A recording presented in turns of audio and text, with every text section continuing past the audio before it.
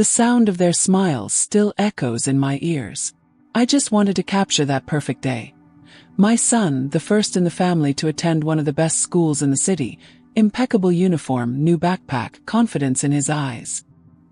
He raised his chin when we entered through the gate, trying to hide the shyness he inherited from me. I had to hold back tears. I felt pride, fear, and gratitude all at the same time. I thought nothing could tarnish that moment. How naive of me. The receptionist glanced at us over her glasses, with that half-polite smile that disguises suspicion. She asked his name twice, as if she hadn't understood. Then came the pause. Long dry. Like someone trying to assemble a puzzle that doesn't fit. I noticed her gaze moving between me and my son, trying to find a thread of resemblance. Is he really your son? The question escaped in a light tone, but it cut deep. It wasn't just what she said. It was the look around, the mothers whispering while holding their coffee cups, the security guard taking a step closer. All of that formed a frame for what I already knew. The veiled questioning, the judgment disguised as curiosity. But that day I wasn't prepared. My son, 8 years old and with fragile confidence, looked at me as if he wanted to understand if he had done something wrong. I tried to smile. I said everything was fine. But the knot in my stomach said otherwise. When one of the mothers commented, thinking I wouldn't hear, "He doesn't seem to fit in here," I felt my face burn as if the air had turned acidic. It was the same phrase they had thrown at me in so many different versions throughout my life. Only now it was hitting what I loved most. During the welcoming event, each word from the director sounded distant, as if coming from an old radio. I observed the neatly trimmed uniforms, the expensive backpacks, the automatic smiles. They weren't seeing a boy. They were seeing an exception. And exceptions are unsettling. In that instant, I realized that the battle wouldn't just be his. It would be ours.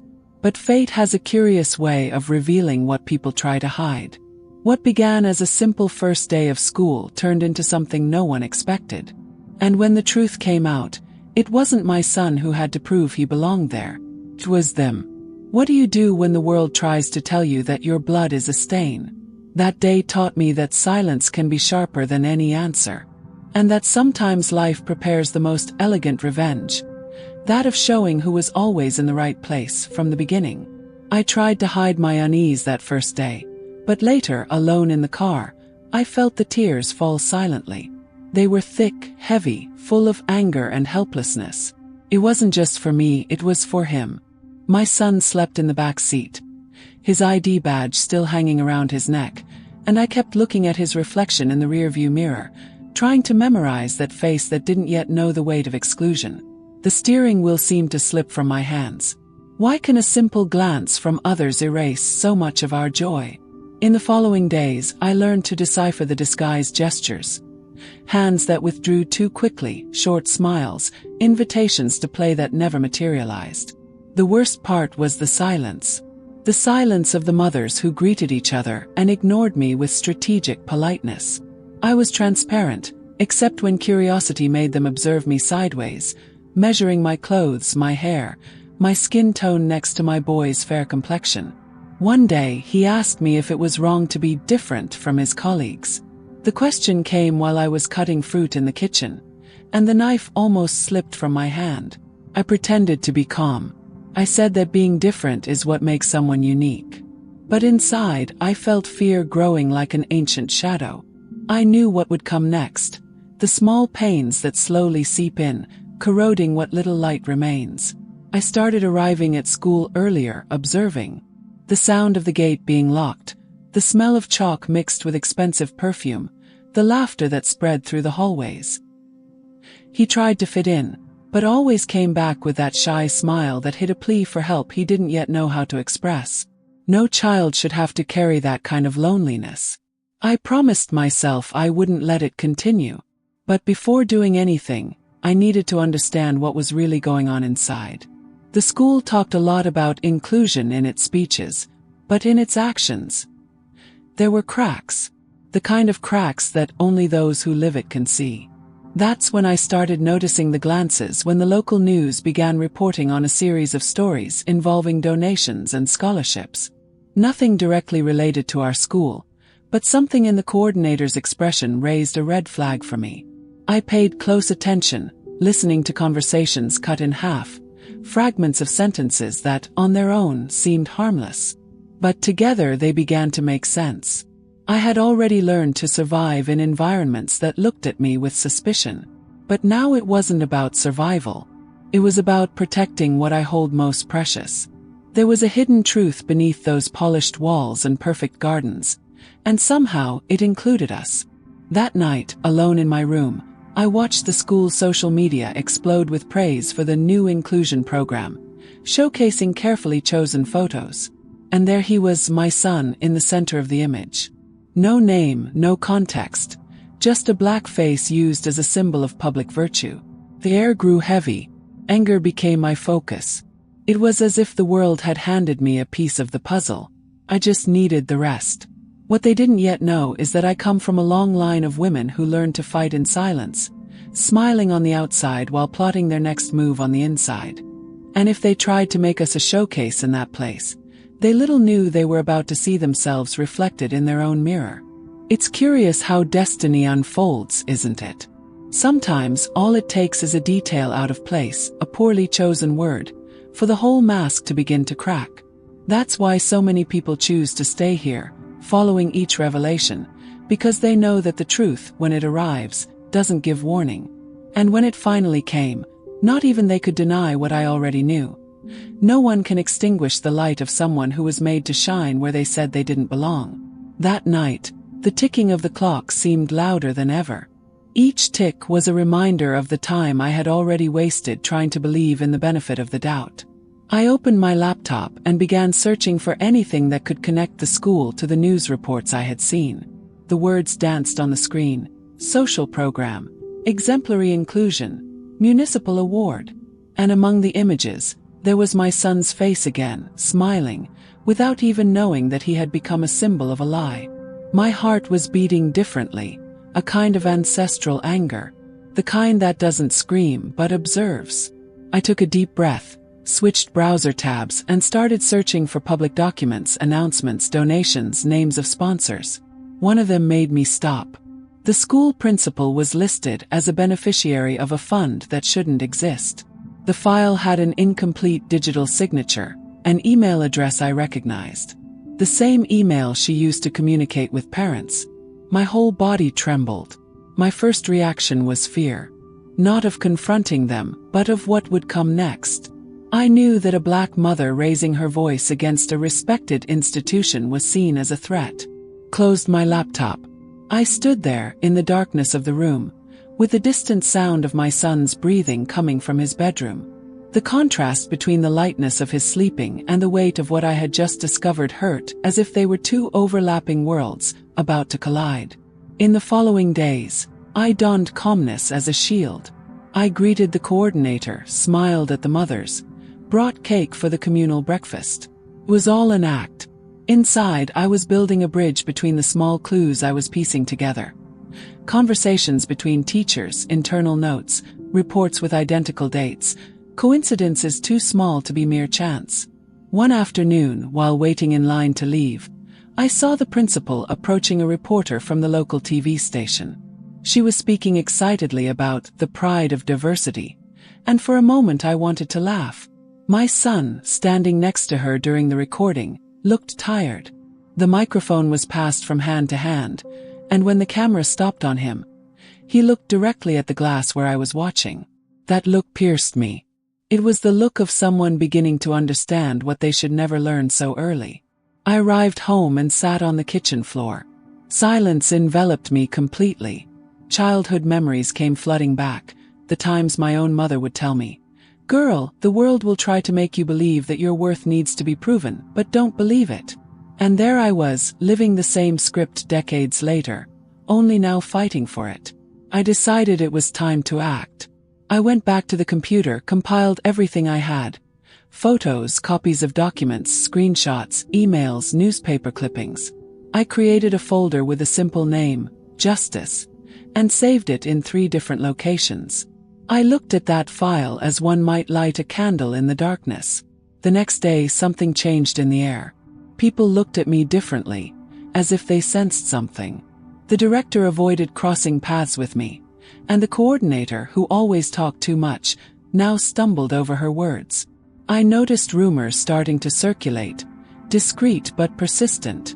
That space that had previously squeezed me suddenly began to give me solid ground. But along with that came the fear of the magnitude of what I was about to expose. What if no one believed me? What if the system covered it all up? These questions haunted me, but watching my son enter the classroom, I realized there was no turning back. Courage doesn't shout. It rises silently when love is greater than fear.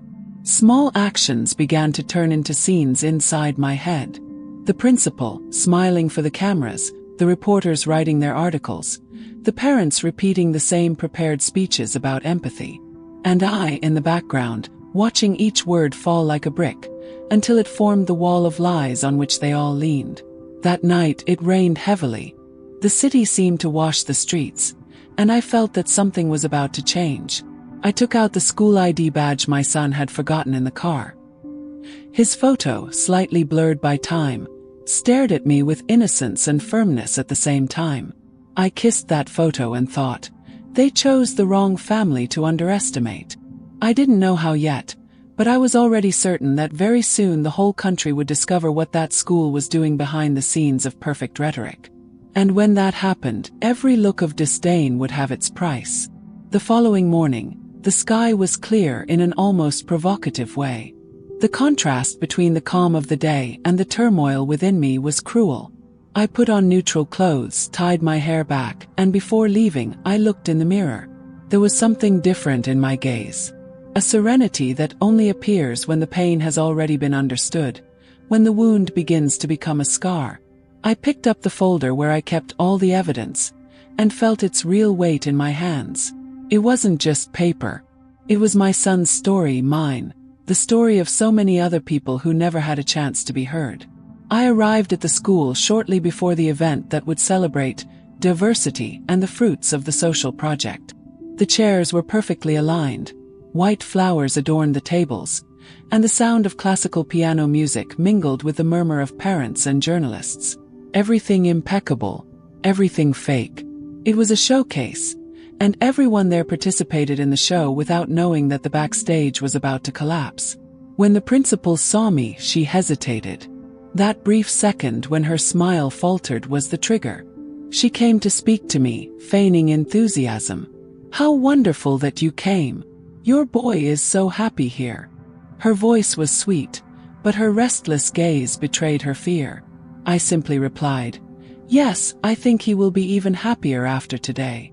While she was giving her speech on stage, praising the school's work and thanking its partners, I watched her reflection in the windows. Small glints of sweat on her face, trembling hands holding the microphone. That was power disguised as virtue. The audience smiled, applauded, believed. And I, at the back of the room, knew that the truth was silently walking among us, about to take shape. My son came closer and held my hand. He didn't say anything, but the squeeze of his small fingers was a reminder that I wasn't there for revenge. I was there for justice. His innocence anchored me, reminding me that what I was about to do wasn't just a response, it was a liberation.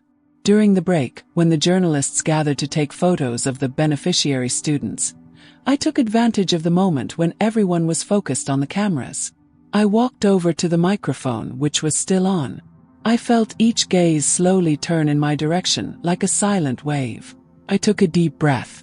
I simply said, "Since we're talking about truth and inclusion, I think it's only fair that everyone here knows exactly what they're applauding." For a few seconds, no one reacted. Then I began to remove the papers from the folder, one by one, placing them on the table near the stage. Each sheet bore the stamp of an irregularity, a deviation, a farce. I spoke slowly without raising my voice. The tension grew like a stretched rope about to break. The initial confused expressions gave way to astonishment. One of the reporters began filming. The director tried to stop him, but it was too late. In the subtext of my words, there was no shouting or resentment. There was dignity. True strength never needs volume. It is sustained by each word that does not tremble. I looked at those faces, some ashamed, others in denial, and realized that, for the first time, they were listening to me unfiltered. My son watched me, quiet, but with a gleam in his eyes. He understood even without me saying anything. He understood that this was not an act of anger, but of love. I must say that there is something profoundly restorative in seeing the lie crumble before the very audience that applauded it. After the initial chaos, silence returned to the auditorium. A silence that didn't ask for explanations. It simply absorbed. And it was in that moment that I felt the urge to thank, deep down, every person who had ever doubted us. Because it was precisely that doubt that taught me not to doubt myself. They say every storm begins with a drop. Sometimes that drop is the simple gesture of someone who no longer accepts being invisible. It is at this point that many feel the urge to support this journey, leaving a silent sign that the message touched them. Because in some way we have all been in that place, trying to prove that we belong. And as the first questions began to arise, as microphones rose and curious faces leaned forward, I realized that what was to come would be even greater. What was about to be revealed would go far beyond me, far beyond that school. And for the first time I felt no fear. I felt that the story was finally going where it should always have gone, towards the light. As the auditorium lights began to dim, I realized that something inside me was also calming down. The confusion still filled the room. Loud voices overlapped, eyes followed me, but I could no longer hear anything clearly. It was as if the whole world had lowered its volume so that I could finally hear my own breathing. That silent peace that comes after the storm, when it still smells of damp earth and the air seems too clean to be real. The principal tried to approach, but stopped halfway. There was something in my posture that didn't need words. I simply stared at her. She looked away. It was then that I realized my strength had never been in shouting, but in the gaze of someone who owes nothing to anyone anymore. My grandmother used to say, when the eye doesn't lower, it's the fear that changes sides. And that's exactly what happened. Some parents whispered, some feigning support, others trying to calculate whether they should distance themselves from me. I saw their expressions as a collection of masks crumbling. Those same people who greeted me with rehearsed politeness now looked at me as if they needed to acknowledge, for the first time, who I really was. And yet I felt pity. Pity not for the mistake, but for the blindness. Some people live so long trapped in the comfort of being accepted that they forget what it means to be fair. I took my son's hand and went outside. Outside, the cool late afternoon breeze carried a scent of freedom I couldn't yet name. He looked at me and asked if I was sad. I replied that I wasn't. That sometimes sadness and relief come together, like light and shadow in the same body. He seemed to understand and squeezed my hand tighter. That's when I realized that perhaps this was one of the most important lessons he would take from school, that courage and peace can go hand in hand. In the days that followed, the news spread. Reports began to appear, comments multiplied. And suddenly my voice, previously ignored, was being repeated by people I had never seen. Some sought me out in secret, telling similar stories. Others, in silence, simply crossed paths with me on the street with a look of respect that needed no words. The most curious thing was realizing that when the truth becomes public, it changes hands. It ceases to be just mine. It begins to belong to everyone who needed it to start over. And I saw this happen before my very eyes. Courage gaining a face, a name, an echo. However, along with that light came the weight. The phone that wouldn't stop ringing, the interviews, the words carefully analyzed by those who wanted to reduce everything to a headline. Exposure is a kind of prison disguised as a voice. And at times I found myself longing for anonymity, for that time when my struggle was only mine and my son's. It was a quick thought but real. Because even victory has its price, and only those who go through the fire understand that each flame leaves a mark. One night, I sat on the porch with a cup of tea and gazed at the city lights. There were so many lit windows that they seemed like earthly constellations. I thought about how many mothers right now were praying, dreaming, fighting silently like me. Perhaps no news report spoke of them, but they all belonged to the same story, the one that is rarely told. The story of those who, even wounded, choose to remain standing. My son came to me, wrapped in his blanket, and rested his head on my shoulder.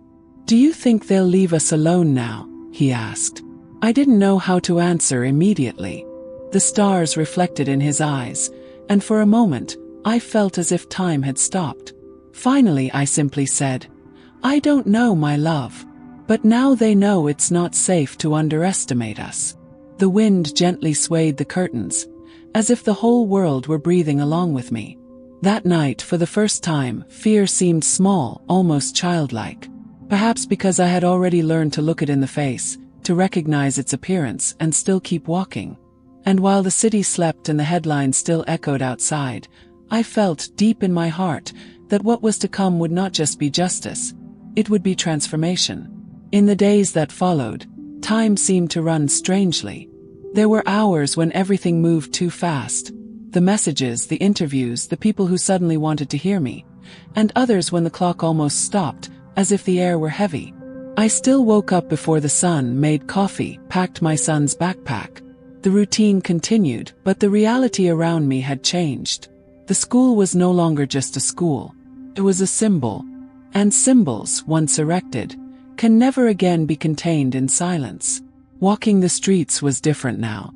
Half the people greeted me with a discreet wave, the other half looked away. I felt the weight of the exposure, the kind that comes when the truth ceases to be a secret and becomes public knowledge. Some reporters camped out at my door, and I had to invent excuses so my son wouldn't get scared. "They're just curious people," I'd say, trying to normalize the pressure. But deep down, I knew that what we had done was far from forgotten. The investigations began, and the names, once untouchable, started to appear in headlines alongside words like fraud and embezzlement. The principal was removed, the coordinator resigned, and suddenly the power that had once lurked in the school's hallways dissipated in the form of confused excuses and justifications. I watched it all without celebrating. There was something melancholic about seeing the downfall of someone who once believed themselves to be untouchable. All destruction, even necessary destruction, leaves dust in the air. Meanwhile, inside the house, the silence changed its tone. It was no longer the silence of uncertainty, but that of exhaustion. I sat on the edge of the bed some nights, looking out the window, and waited for my body to understand that the struggle had changed phases. My son slept peacefully, like someone who has finally found shelter. That sight was enough for me. But inside, a question slowly formed, and then, what comes after winning a war you never wanted to fight? One morning I received a letter, handwritten and signed. "I'm a mother just like you," it said.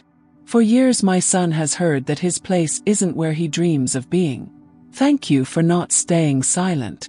I touched the paper as if it were a piece of living skin. The words had warmth.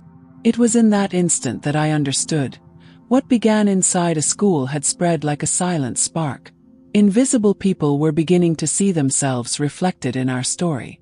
And there is no greater power than making others believe that they too can resist. But along with hope came fear. The fear that everything would be lost, that people would forget after the next news story, that courage would be swallowed up by habit. The world doesn't like to remember that it still needs to change. It prefers to see stories like ours become short-lived inspiration. That was my new battle, to keep the flame alive without burning myself. One Sunday afternoon, I decided to go back to school. The gate was still there, the same one that had once looked at me suspiciously. On the other side, the courtyard was empty. I walked to the garden. The scent of the flowers was the same, but there was something different in the air, an almost respectful quietness. Staff member recognized me and smiled. It was a genuine smile, the first I'd received there since the beginning. We stood in silence for a few seconds, and I realized that sometimes change comes slowly, in the rhythm of small acts of kindness. As I observed the building from a distance, I thought about how each space holds memories of those who dared to say enough is enough. I saw myself reflected in the glass of the room where my son studied. For a moment, his image appeared beside me, playing with a pencil, focused. It was as if that reflection said that the story was still being written, and that the fear of not belonging was now a thing of the past. The sun began to hide behind the buildings, tinging the ground with a golden hue. I stood there until late afternoon, feeling the light gradually diminish, carrying with it the weight of the last few months.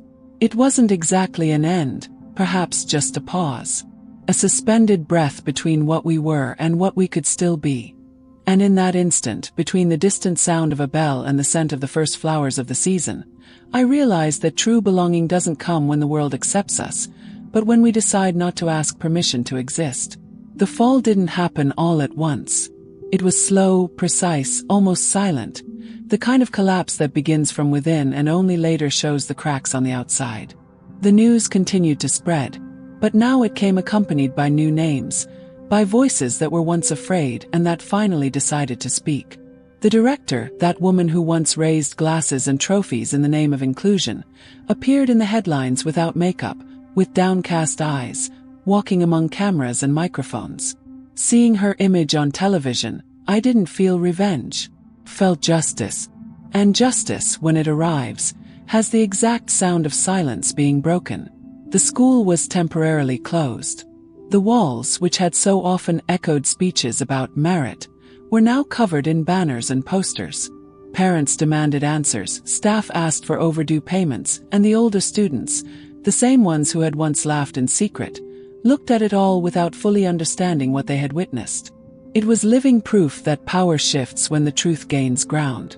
A reporter approached me on the street, microphone in hand. He asked if I regretted exposing everything. I took a deep breath before answering. I simply said that regret is a feeling of those who still doubt. And I no longer doubted anything. What began as pain had turned into awareness. What was shame was now articulated courage. He smiled, lowered the microphone, and simply said, "I understand." But at home, life resumed its rhythm. My son went back to studying elsewhere, a place where he was received with sincere laughter and genuine respect. Even so, sometimes I would find him lost in thought, staring into nothingness. I knew what was going through his mind, the memories of what he had lived through, the early learning that the price of living in peace is high. I didn't interrupt him. I let the silence teach him what words could no longer reach. Some afternoons I would receive messages from strangers, teachers, mothers, students, stories that resembled mine, some even worse. And each time I read a new one, I felt a lump in my throat and a certainty in my chest. What happened wasn't just about us. It was about everything that still needs to be reviewed, about the way we teach value, dignity, belonging. It was as if, finally, there was an open conversation, an echo of conscience crossing invisible borders. The former director attempted a public apology, but her words sounded hollow, rehearsed. In one interview she mentioned my name, saying that I had inspired her to rethink her attitudes. Most people applauded this gesture, but I knew that, for her, regret was more a reflection of fear than understanding. Still, I didn't wish otherwise. Sometimes, simply seeing someone forced to look at themselves is revenge enough. The curious thing is that, the more time passed, the more the world seemed to test me. Invitations for lectures, interviews, campaign proposals. Everyone wanted to hear from the mother who dismantled the empire of appearances. But I found myself increasingly distant from that image. Because, deep down, none of this was about heroes or villains, it was about humans trying to deal with their own reflections. There was a day when I walked alone to the park and sat on the same bench where I used to wait for my son to leave his old school. The sun streamed through the trees, forming patterns on the ground, and I realized that, despite all the pain, there was beauty in it. The beauty of no longer having to pretend, of knowing that no one has the power to determine where you belong. Life is like that. A sequence of falls and rebuildings, some public, others that only we see from within. Fate is curious. Every now and then, I still run into people who recognize me. Some approach and whisper, "I saw what you did. You changed a lot." Others just smile. And I realize that the strongest impact doesn't come from the explosion of headlines, but from the silence transformed into an example. It is in the discreet gaze of those who listened and learned that true victory resides. Perhaps that's why so many people, upon hearing this story, feel compelled to share their own versions, to recount what they've experienced. As if, in some way, each of us were connected by the same question. How far does the courage of those who refuse to lower their eyes go? That's when the narrative ceases to be just mine and becomes ours. Because every fall hides an invitation to reflection. And when the truth begins to circulate, when it touches the other and awakens dormant memories, it's impossible to remain silent. So, if something within you has awakened, tell it. Comment. Share it. Sometimes, it's in this simple gesture that the story continues to move, and that the world, little by little, relearns what justice is. Time has a curious way of silently rebuilding us, without asking permission. For months, I learned to breathe again, differently. She was no longer the same woman who entered that school with a shy smile and naive hope. The experience reshaped me from the inside, like the wind that smooths stones, patient, constant, until they become soft to the touch.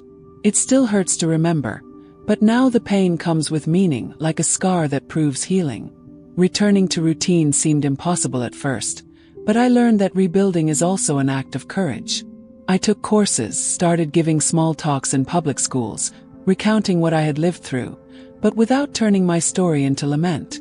I spoke about strength, about the dignity that is born the moment someone refuses to accept the role the world imposes on them. The audience listened in silence, sometimes moved, and I realized that it wasn't just my voice. It was ancient voices manifesting through me. At home, life blossomed again in small gestures. The sound of my son's laughter filled the voids left by the exposure.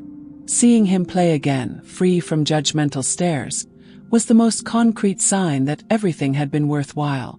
Once, he came home from school with a simple medal from an essay contest. In his essay, he wrote, "My mother taught me that courage is speaking what is right, even if no one listens." I read it holding back tears, certain that my greatest legacy had already been planted. But the world continues to test our serenity. Not every day is bright. Sometimes I still hear veiled comments, like echoes of a past that refuses to die. In those moments, I take a deep breath and remember that I don't need to prove anything anymore. What bothers others now is the same thing that once hurt me. Existence without apologies. I've learned to see beauty in that. News reports about the case still appear from time to time, now with a different tone. They talk about institutional change, about revising educational policies. Beautiful words, but they take time to translate into practice.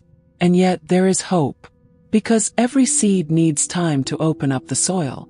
Sometimes, change begins without us realizing it. In the gaze of a teacher who rethinks, in the gesture of a student who decides to defend another, in small glimpses of humanity. There are nights when I wake up and stare at the dark room, trying to understand the weight of the choices I've made. I could have stayed silent. I could have let it go. But to remain silent is to accept living in a house without windows. And I always wanted the light, even if it hurt. Perhaps that's the difference between surviving and truly living. Choosing the discomfort that purifies instead of the silence that makes you sick. The other day, while I was walking down the street, a woman stopped me. She didn't say who she was or where she came from. She just held my hand and murmured, "Thank you for doing what I never could." And she left. I stood there, my hand still warm, as if I had held a piece of someone else's past. I realized that redemption doesn't come when the wrongdoer apologizes, but when the wounded person understands their own worth. The future is still uncertain. There are days when fear tries to return, disguised as prudence. But now it doesn't control me. It only accompanies me in a tamed way. What once burned now illuminates. The scar is no longer a reminder of pain. It's proof of resilience. And when the wind blows stronger, and the world tries to put me back into the same old molds, I smile. 'Cause I know I no longer fit in them. Meanwhile, I continue writing new stories, mine and others. Stories where my voice trembles at the beginning, but ends firmly. Stories that show that dignity can be a path, not a prize. And perhaps that is the true rebirth. Realizing that even after the fall, there is still enough beauty to start again. Deep down, I feel that something even greater awaits me. As if all the struggles, tears, and silent victories are guiding me toward a new beginning. One that doesn't need to prove anything, only to exist. And when that day comes, whether today, tomorrow, or years from now, I want to be standing ready, with the same look I used to challenge the world. The look of someone who has finally understood that belonging has always been a state of mind, not a matter of permission. Life began to flourish in places where before there was only darkness. It was as if, by clearing the ground of pain, time had prepared the soil for something new. And it came, discreet, without grand promises, just presence. I met Eduardo at a lecture I agreed to give at a community school. He was in the audience, sitting in the back, listening silently. His eyes didn't try to decipher me. They simply understood. There was something there. A different kind of pause, the kind of encounter that doesn't arise from urgency, but from recognition. In the following days, we exchanged short, simple, almost shy messages. They weren't flirtations, but conversations between people who carry similar scars. He was a widower, the father of a teenage girl. He understood what it's like to rebuild your life after the ground opens up beneath you. We spoke little, but what little we did said was full of truth. And that was enough. Loneliness, once a closed room, began to feel like a house with open windows again. The first time he came to pick me up, my son watched him with eyes of protective curiosity. I didn't need to say anything. The boy just gave a slight smile and whispered, "You deserve someone nice, Mom." Those words disarmed me. It was the first reassurance I needed, from someone who had seen all my battles and still believed in my right to be happy. Eduardo didn't try to fill voids. He respected every space, every silence. He liked to cook, and one day he arrived with a basket of still warm bread, saying, "I bring food and listening." I laughed, but something inside me rearranged itself. Time, which before only healed, now also offered. It wasn't a fresh start with fireworks and promises. It was a peaceful rebirth, like the dawn after a long night. There was a day when we walked together along the beach. The wind was strong, our hair was messy, and the sea seemed to converse. He told me about his mother, about how she too had faced contempt and injustice. I realized that somehow our stories intertwined, not as past and present, but as survivals that recognize each other. I stood silently, gazing at the horizon. He held my hand firmly, and for the first time in a long time, I wasn't afraid of being seen. Learning to love again is like relearning to breathe after a deep dive. You surface without knowing if the air is still there, and when you find it, you discover that it was always there, patiently waiting for us to have the courage to seek it. With him, I learned that love is not salvation, it's an alliance with time. It doesn't heal old wounds, but it makes them bearable. But the past never truly goes away. Sometimes it still arrives in dreams, in repeated news, in memories that refuse to fade. On those days, Eduardo simply listens. He remains silent, but it's a comforting silence.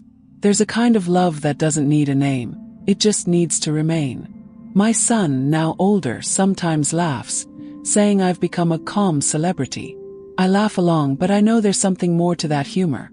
A serene pride, the kind that comes from understanding that justice wasn't just done out there, but within ourselves. He sees in me not a weary warrior, but a woman who has learned to choose what deserves to remain. There are still challenges. The world doesn't become just overnight. Structures change slowly, and with each achievement, new barriers arise. But now I face everything with a different perspective. The perspective of someone who knows they've already been through the worst and, even so, found love on the other side. Sometimes, when night falls and the house is silent, I sit on the porch with a cup of coffee. Eduardo is beside me. My son is studying in his room, the distant sounds of the city mingling with the wind. I close my eyes and let the memory of that first day at school play like a slow black and white film. It still hurts a little, but now that pain has shape, purpose, and peace. New lights are shining within me. Lights that don't go out even when it rains. I feel that life still holds surprises, some tender, others unpredictable. And this uncertainty, which once hurt me, now enchants me. Perhaps the meaning lies precisely there, continuing to live even without all the answers. As I gaze at the distant horizon, I realize that love, dignity, and courage are made of the same stuff. Persistence. Time takes care of the rest. And deep down, I know there are still chapters waiting to be written, not about survival but about fulfillment. Today, when I look back, I no longer see a story of pain. I see a path of transformation, forged by each choice I made, even when I was afraid. Time, which once seemed my tormentor, has become my ally. It has shown me that what we call the end is sometimes just the interval before the true beginning. I remember my first day at that school. The heavy gait, the distrustful look, the knot in my stomach. And I remember my last day, when I left with my head held high, without needing to say a word. The difference between those two moments wasn't what happened to me. It was what happened inside me. The woman who entered with a heavy heart left with the whole world in her chest. I learned that the respect we desire outside begins when the soul stops bowing down inside. Life is full of unexpected ways to start over. Sometimes fate pulls the rug out from under us, only to force us to grow wings. I learned to fly when I realized I no longer needed anyone's approval to exist completely. And believe me, there's immense peace in that. A calmness that isn't the absence of pain, but mastery over it. Today, my home is filled with laughter, simple scents, and meaningful silences. My son's laughter echoes effortlessly. Eduardo plays the guitar in the late afternoon. And sometimes, without him noticing, I watch each chord filling the space that was once empty. There is no more rush, only presence. I understood that love, when it comes after the storm, is not about passion, it's about permanence. People still ask me if I would go back, if I would do it all again. The answer is always the same. I would, every tear, every wound, every risk. Because that's what brought me here. The woman who once cried from humiliation is the same one who today inspires others to lift their heads. And if a simple gesture of mine awakens courage in someone, then no pain was in vain. It's beautiful to realize that justice, when it arrives, leaves trails of light. And that even those who underestimated me, in a way, also helped me, because without them I might never have discovered what I'm made of. The scars I carry aren't memories of the past. They're invisible medals of what I survived. Sometimes I close my eyes and imagine the future. I see my grown son, walking confidently among different people, never doubting his place. I see black girls looking at themselves with pride, without needing permission to shine. And I see women who have finally learned that kindness is not weakness, it's strategy. As I continue on my path, I know there will be new challenges. Life always demands courage in installments. But now, when I stumble, I know where to find my footing, in everything I've achieved by not giving up. Every door that closed taught me to open others. Every look of disdain reminded me not to lower my head. If you've made it this far with me, know that this story isn't just mine. It belongs to everyone who has been put to the test and yet chose to resist without losing their tenderness. Perhaps that's why, as I speak, so many people feel it, because deep down we all know what it's like to fight to be seen. That's why, when this story resonates, it doesn't end. Simply changes its voice. So, if something in you awakened, if a memory burned, if a knot untied while you listened to me, leave a sign. Not for me, for yourself. A sign that this journey has caught up with you. Like, comment, subscribe, not to follow a story, but to remember that all stories can be rewritten when courage decides to speak louder. Today I am no longer the woman they told me to be silent. I am the echo of thousands who, even in silence, never stopped fighting. And if there's one thing I've learned along this journey, it's that the true happy ending doesn't come when we are applauded, but when we finally recognize our own worth. The world may try to extinguish us, but the truth is that no one can dim a soul that has learned to be sunshine.